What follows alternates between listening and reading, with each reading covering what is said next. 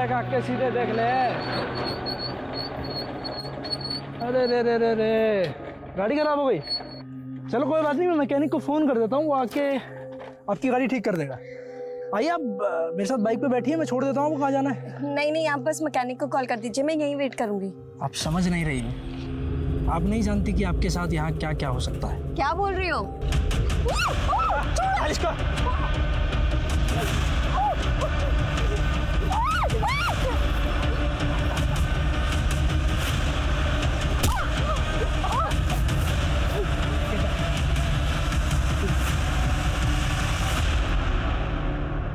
कोयल के missed calls. Number you have called is currently switched off. Please try again later. Switch off. माँ, हाँ बेटा। माँ कोयल का फोन आया था क्या? खिड़की के पर्दे बंद कर दोनों। हाँ सर जी, शिकार तैयार है, जल्दी आ जाइए।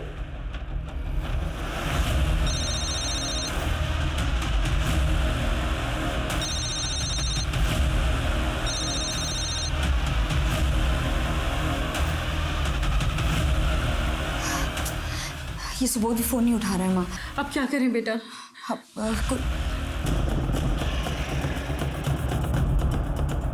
वो हमारे थाने में ही रिपोर्ट फाइल हुई थी कोयल वाधवा के नाम से, और आई थिंक ये लड़की वही है।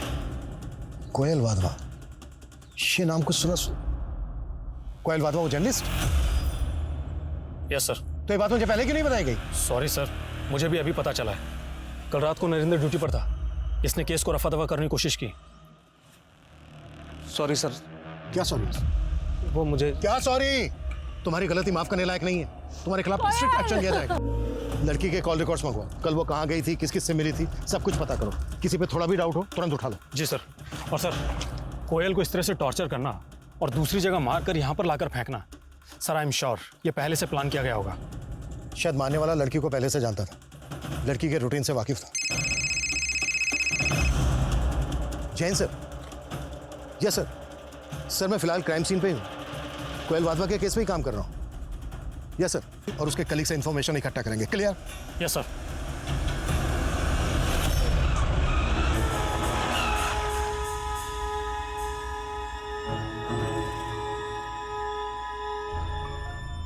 कितनी बार समझाया तुझे, दिन में जो करना है कर, और रात में तो कम से कम घर में रहकर। हाँ लेकिन मैं कहीं गया नहीं, और मैं उनको बता के तो गया था मैं आपको। तुमने ये बताया था कि तुम लेट आओगे, ये नहीं बताया था कि रात भर बाहर रहोगे। हाँ मतलब बात तो एक। अरे अब तुम्हारी बकबक बंद करो, जरा टीवी ऑन करो, असल सच वाले शो का टाइम हो गया है। मुझे उग्रवादियों ने अगवा कर लिया, उन्हें शक था तो उसी करने के लिए जिंदा छोड़ा है। कई लेबल्स दिए गए थे मुझे, एंटी नेशनल, एंटी सोशल। ये सब मेरे साथ ही क्यों हुआ? क्या अगर मैं किसी नेता या अमीर बिजनेसमैन की बेटी होती तो क्या ये सब मेरे साथ होता? लेकिन मैं तो एक आम लड़की हूं ना। एक आम लड़की का होना ना होना एक बराबर ही है। आम लड़की के दर्द को जबां देने वाला अगला एपिसोड प्रसारित होगा कल दोपहर 2 बजे असल सच पर।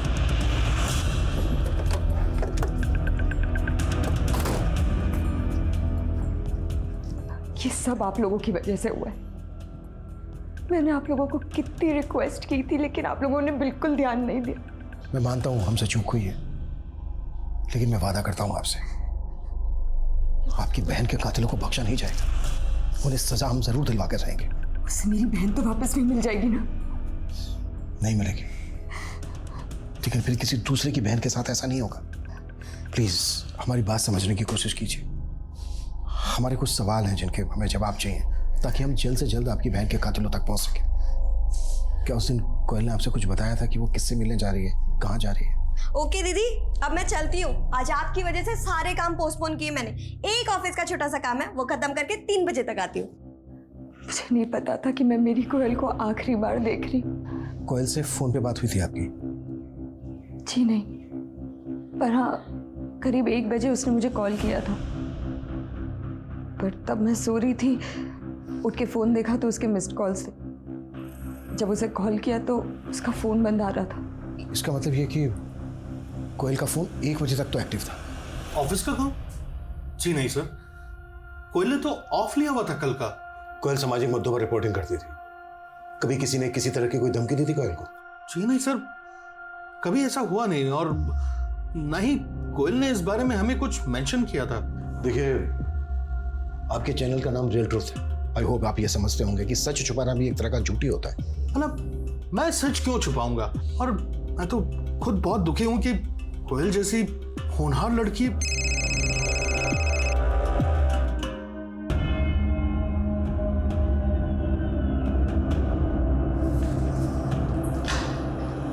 कोयल ने पिछले 1 साल में जितने भी मैटर पर रिपोर्टिंग की है, सबके डॉक्यूमेंट इकट्ठा। इन कंपनीज को किसी की जान से ज्यादा अपनी छवि प्यारी होती है। आई एम श्योर ये जो कोयल का बॉस है रमेश, ये कुछ तो छिपा रहा है हमसे। इसकी भी डिटेल्स निकालो।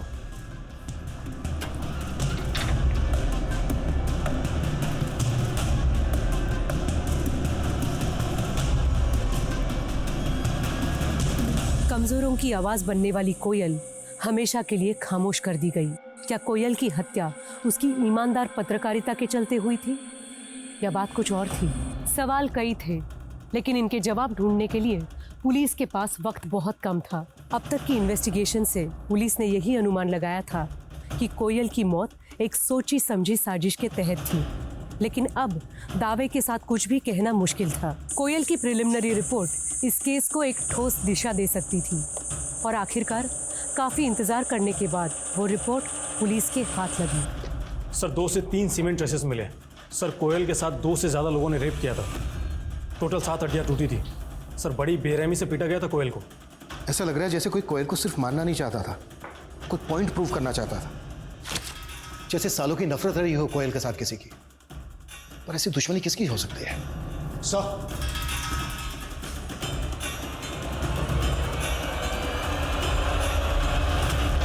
कहने को तो मैं कोयल की बड़ी बहन थी, लेकिन हमेशा कोयल ने मुझे संभाला,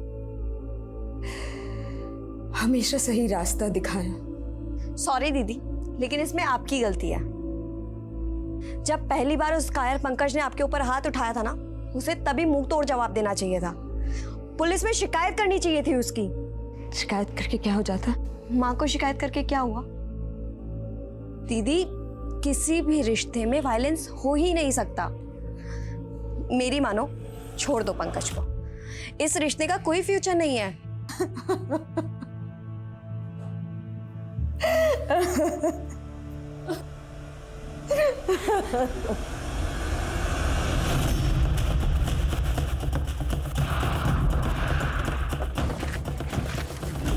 सर ये रही कोमल की कार। पेट्रोलिंग टीम ने इसको स्पॉट किया था। ये इसे ढकी हुई थी, मैंने इसको चेक किया, गाड़ी खराब है।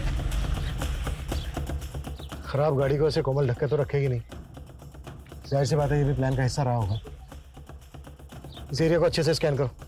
यहाँ से लेकर जहाँ तक कोयल की बॉडी मिली थी वहाँ पूरा एरिया छान मारो अच्छे से। सर तो ये देखो टायर के मार्क्स, ऐसा लगता है जैसे गाड़ी को यहाँ पर धक्का देकर लाया गया है। सर ये देखिए,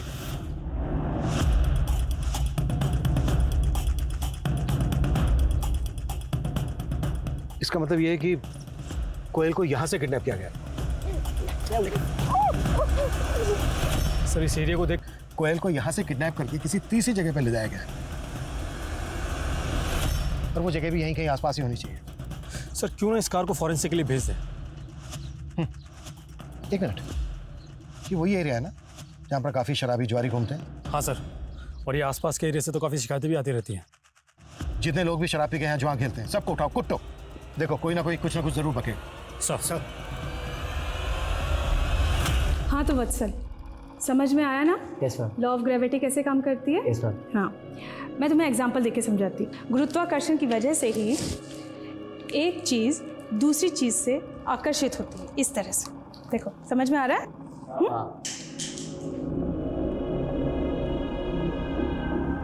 वत्सल, ध्यान कहाँ है तुम्हारा? नहीं, क्या मैं अपने पढ़ाई पे ध्यान दो। सर कोयल के ऑफिस से पता चला है कि असल सच चैनल और रियल ट्रू चैनल्स के बीच में राइट्स को लेकर झगड़ा चल रहा था। लेकिन सर अजीब बात यह है कि कोयल की मौत से 1 दिन पहले दोनों चैनल्स के बीच में समझौता हो गया था। ये इत्तेफाक नहीं हो सकता। कोयल के किसी कलीग से बात हुई तुम्हारी? सर, कोयल का एक कलीग है सुबोध, जो कि रिपोर्टर है, और उसने आज ही असल सच चैनल ज्वाइन किया है। ऐसे अपॉइंटमेंट रातों रात नहीं होते। रेजिग्नेशन देने से 1 महीना पहले नोटिस देना होता है, एक प्रोसीजर होता है। लेकिन सर, सुबोध के केस में ऐसा कुछ भी नहीं है, और रियल ट्रू चैनल के ऑनर रोमेश ने भी इस पर कोई ऑब्जेक्शन नहीं लिया। और सर, असल सच चैनल ने रियल ट्रू चैनल को 20 लाख रुपए दिए हैं। देखिए इंस्पेक्टर साहब, ये हम दोनों चैनल्स का इंटरनल मामला है। अगर आप दखल ना दें तो बेहतर होगा। एक लड़की की जान गई है, जो भी रियल ट्रूथ है बता दे, नहीं तो कल को तेरे ही चैनल पे ब्रेकिंग न्यूज में आएगा कि पुलिस वालों ने एक चैनल के मालिक को उसके स्टाफ के सामने कुत्तों की तरह कुटा है। चॉइस दे रहा हूं तुझे, सोच ले। देखिए सर, दरअसल हमारा चैनल 1 साल पहले नंबर 1 पर था। ये असल सच सिर्फ 3 हफ्ते पहले लॉन्च हुआ है सर, जिस पर दीप्ति नाम की लड़की अपनी आप बीती सुनाती है सर। और उसके बाद असल सच ने हमें ओवरटेक कर लिया सर। ये दीप्ति कौन है? सर, 2 साल पहले दीप्ति नाम की लड़की का अपहरण हुआ था। किसी आतंकवादी संगठन ने उसका अपहरण किया था। किसी तरह से वो वहां से बचकर भाग निकली। उसके बाद पुलिस ने उसे टॉर्चर किया, और अब वही दीप्ति अपनी कहानी असल सच पर सुनाती है सर। और लोग पार्टी भर भर कर आंसू बहाते हैं सर। और हम चैनल वाले अपनी टीआरपी को लेकर सर। टीआरपी गई थी? तो सीधा सीधा ये बोल, कोयल का इस दीप्ति से क्या कनेक्शन है? कोयल को शक था कि असल सच वालों ने दीप्ति को कैद कर रखा है, और तभी से वो इस केस के पीछे लगी हुई थी सर। तेरे कहने का मतलब यह है कि कोयल दीप्ति के केस को इन्वेस्टिगेट कर रही थी? जी सर। सर, अगर आपको यकीन ना हो तो आप हमारे कैमरामैन नसीम से पूछ लीजिए। जी सर, मैं सुबोध और कोयल ये पता लगाने की कोशिश कर रहे थे कि आखिर दीप्ति रहती कहाँ। इसलिए हमने असल सच के जो रिपोर्टर हैं सुधीर जी, उनको फॉलो किया। और एक दिन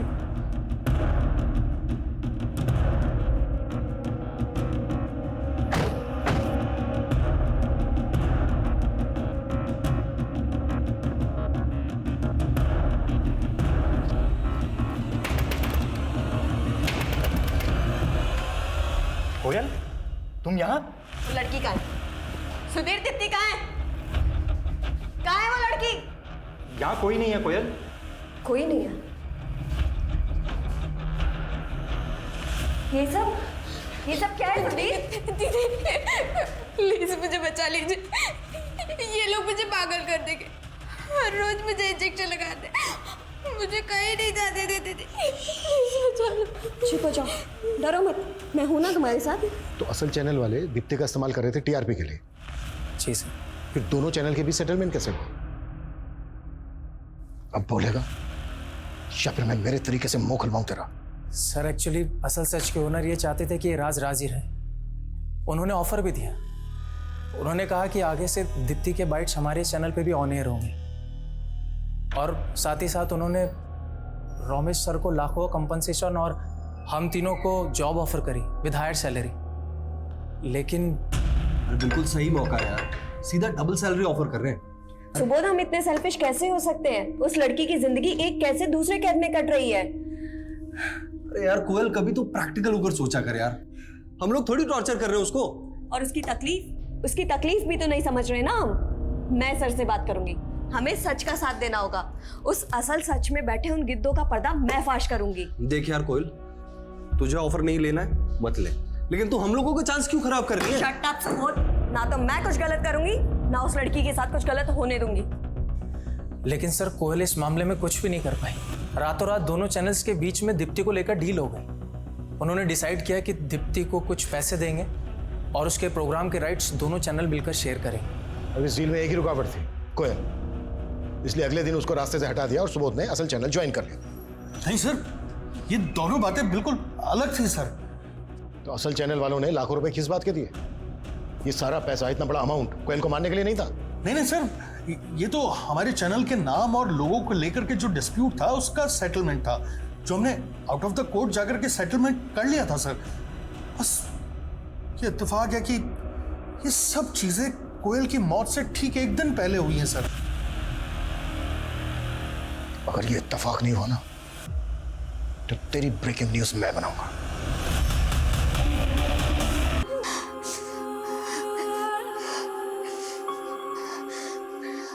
वेट, खुद को सजा देना बंद कर। ना तो कुछ खाती है ना बोलती है। तेरे ये सब करने से अब कोयल कभी वापस नहीं आ पाएगी बेटा। सब मेरी गलती है माँ। अगर मैं उस दिन कोयल के फोन उठा लेती तो ये सब कुछ नहीं हो। तेरी कोई गलती नहीं है और तेरा कोई दोष नहीं है इसमें। नहीं माँ नहीं, ये सब मेरा कसूर है माँ। ये सब मेरा कसूर है। नहीं बेटा, ये सब मेरा कसूर है। अब डरने की जरूरत नहीं है।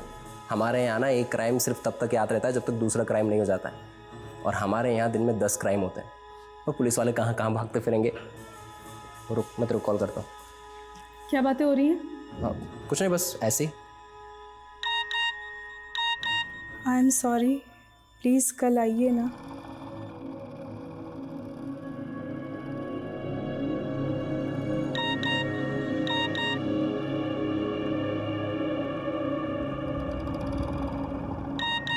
मैं आपको बहुत मिस कर रहा हूँ। क्या हुआ?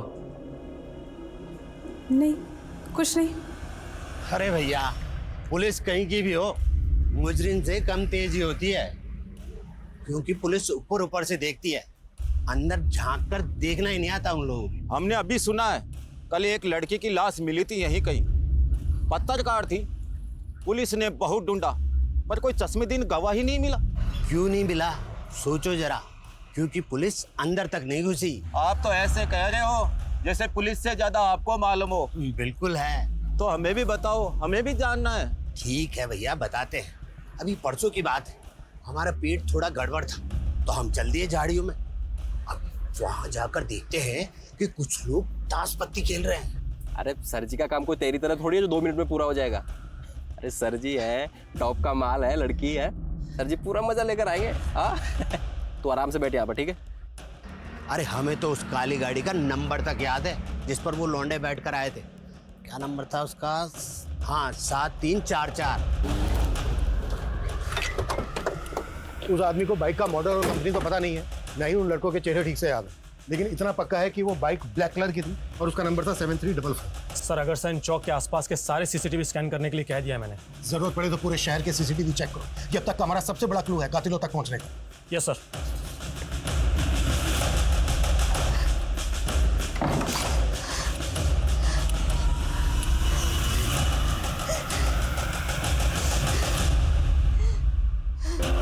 बड़ी मुश्किल से इसे नींद आई तो मैं भी इसी के पास सो गई।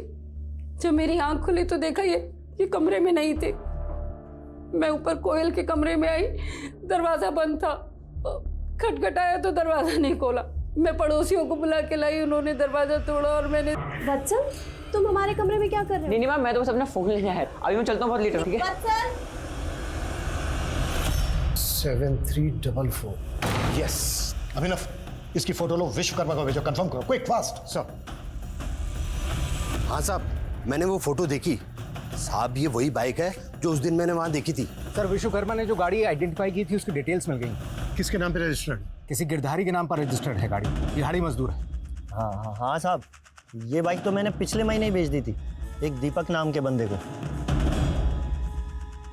जिसको तूने अपनी बाइक बेची, उसका एड्रेस और फोन नंबर तो होगा तेरे पास? हाँ, उसके आधार कार्ड की कॉपी ली थी मैंने।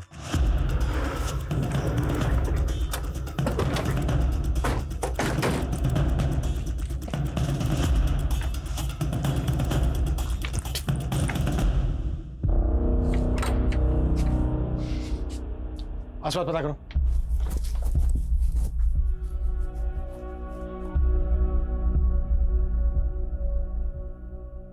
कुछ पता चला? नहीं सर। देखो कैसे भी सर, पड़ोसी ने बताया कि सुबह ही पूरा परिवार कहीं चला गया, और ये भी बताया कि दोपहर में मॉडल टाउन पुलिस चौकी की एक टीम दीपक की मां निर्मला को खोजते हुए यहाँ पर आई थी। मॉडल टाउन पुलिस स्टेशन से कांटेक्ट करो, पता करो कि वो दीपक की मां निर्मला को क्यों खोज रहे थे। सर। आसपास पता करो कहाँ गए ये लोग, जल्दी क्विक।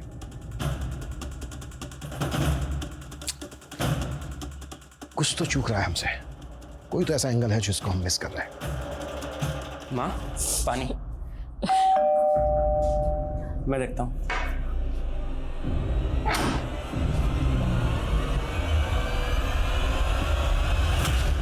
सर, मॉडल टाउन थाने के एसएचओ से बात हुई मेरी। सर उनका कहना है कि वत्सल नाम के लड़के ने खुदकुशी कर ली है। सर दीपक की मां निर्मला वत्सल की ट्यूशन टीचर थी और सर खुदकुशी करने से एक रात पहले वत्सल ने निर्मला के नंबर पर 51,000 रुपए ट्रांसफर किए थे। कोई ऐसा सोच भी नहीं सकता था कि निर्मला और वत्सल के केस में ऐसा कोई कनेक्शन निकलेगा, लेकिन अभी भी पूरी बात समझ में नहीं आ रही है। राहुल एक काम करो, निर्मला का नंबर जिस यूपीआई से लिंक है उस अकाउंट को ट्रैक करो। आई एम श्योर निर्मला पैसे निकालने की कोशिश जरूर करेगी। जी सर।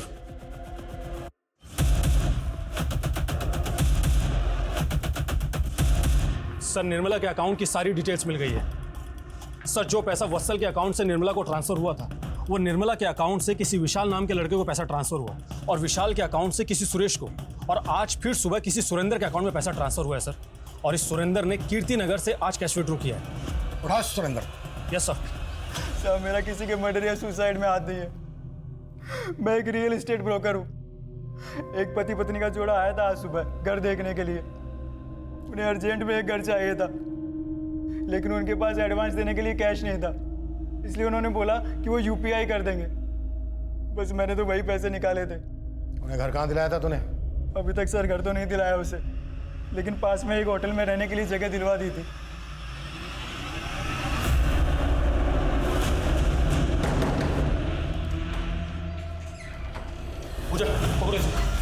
क्या है? छोड़िए, छोड़िए, ये सब क्या हो रहा है? चलो हो जाओ शुरू। सर मेरा असली नाम ललिता है। स्कूल में टीचर थी मैं, लेकिन कुछ साल पहले ही मेरी नौकरी चली गई। पैसों की भी बड़ी किल्लत थी। तब मैं भानु से मिली। ये सारा आइडिया भानु का ही था सर, लोगों को छलने का। तुम दोनों पति पत्नी नहीं हो तो फिर ये दिखावा किस लिए? फैमिली वालों पे लोग आसानी से भरोसा कर लेते हैं। वत्सल सिर्फ 14 साल का था, सिर्फ 14 साल का। ऐसा क्या किया उसके साथ जो वो खुदकुशी करने के लिए मजबूर हो गया? वत्सल ने नई नई जवानी की दहलीज पे ही कदम रखा था। ट्यूशन के वक्त भी वो मुझे घूरता ही रहता था। पहले तो मुझे थोड़ा सा अजीब लगा, लेकिन भानु ने आइडिया दिया कि हम उसे आसानी से बेवकूफ बना सकते हैं। इसीलिए मैंने। क्या इसलिए मैंने? ये सब करते हुए शर्म नहीं आई? अब बोलने में झिझक हो रही है। बोलो। सर वत्सल को मैंने कहा कि वो अपनी न्यूड तस्वीर मुझे भेजे। वो सीधा लड़का था सर, मान गया। फिर हमने एक और कदम आगे बढ़ाया। मैंने वत्सल को कहा कि वो अपने माँ बाप के कमरे में एक कैमरा लगा दे और उनका वीडियो भी रिकॉर्ड करे। वत्सल ने वैसा ही किया और फंस गया। हमने उसे ब्लैकमेल करना शुरू कर दिया। तुम लोगों का लालच इस हद तक बढ़ गया कि 14 साल के बच्चे ने तुम लोगों के लालच में आके खुदकुशी की। अभी बोलो, कोयल के साथ क्या दुश्मनी थी तुम लोगों के? मेरा असली नाम मयूर है और मैं सोशल मीडिया पर शिकार ढूंढता था। नई नई लड़कियों को फ्रेंड रिक्वेस्ट भेजता था, उनसे चैट करता था और उनसे बातें किया करता था घंटों। और जो इमोशनली डिस्टर्ब होती थी उनको अपने प्यार में फंसाता था। कोयल तुझे सोशल मीडिया पे मिली थी? कोयल नहीं साहब, उसकी बहन सुरीली। वो बहुत दुखी थी, वो अपने पति से परेशान, इसलिए जल्दी मेरे झांसे में आ गई। फिर हम दोनों एक दूसरे के करीब आ गए। सर मैंने उसका वीडियो बनाया और फिर मैं उसको ब्लैकमेल करने लग गया। शुरुआत में तो उसने मुझे पैसे दिए, लेकिन बाद में उसने सारी कहानी अपनी बहन कोयल को बता दी। कोयल बहुत चालाक थी, वो मेरी जासूसी करने लग गई थी और वो एक दिन पीछा करते करते हमारे अड्डे तक पहुंच गई। लेकिन इससे पहले कि वो कुछ कर पाती, या वल्नरेबल थे। कोयल एक होनहार पत्रकार थी, लेकिन उसने भी एक गलती की। उसने अकेले मयूर का पीछा करने के बजाय पुलिस की मदद लेनी चाहिए थी। आज के दौर में जहां हर हाथ में एक कैमरा है, हम सब की निजी जिंदगी के कोई ना कोई पल सोशल मीडिया पर बिखरे हैं। जरूरी है कि हम सब ज्यादा एहतियात बरतें, ज्यादा सतर्क रहें। अपनी निजी बातें या फोटोज किसी के साथ शेयर करने से पहले हमें 1000 बार सोचना चाहिए। साइबर क्राइम आज के डिजिटल युग की सच्चाई है, लेकिन इसे डरने के बजाय इसे समझना, खुद की प्राइवेसी को लेकर चौकन्ना रहना बेहद जरूरी है। अब मैं सोनाली कुलकर्णी आपसे विदा लेती हूँ। फिर मिलेंगे एक ऐसे ही चौंका देने वाले केस के साथ क्राइम पेट्रोल सतर्क जस्टिस रीलोडेड में। तब तक अपना और अपने परिवार का ख्याल रखिए। आप जानते हैं कि हम सब एक मुश्किल दौर से गुजर रहे हैं। कृपया मास्क पहनें, समय समय पर हाथ धोते रहें और उचित दूरी बनाए रखें। देखते रहिए क्राइम पेट्रोल सतर्क।